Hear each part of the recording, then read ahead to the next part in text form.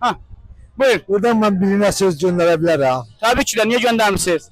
Benim Kur'an müəllimim Feyzullah'dır. Allah onun ömrünü uzun eləsin. Canını sağ eləsin. Beni buraya mesele olan sadece odur. Allah bana nasip elədi buranı. Ama buranın sebebi de odur. Ben buraya gelip bu aşkla, bu sevdayla, bu güzelliğiyle görmeyimin sebebi de odur. Onu ellerinden öperim. Ona göre ki bana Kur'an müəllimim olub. Kur'an dersi keçib bana.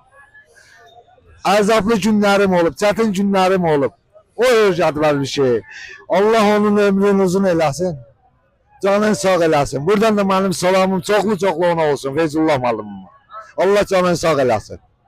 Gördüğünüz kimi də Nihat qardaş Feyzullah müəlliminə, Kərbəlayı Feyzullah müəlliminə də salamını ilətdi.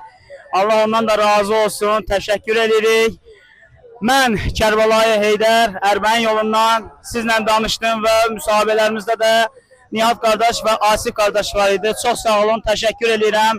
Əssalamu aleykə ya Əbu Abdullahul Hüseyin, Ələl Hüseyin və Ali ibnül Hüseyin və Evladul Hüseyin və Əshabul Hüseyin və Zəvvarul Hüseyin.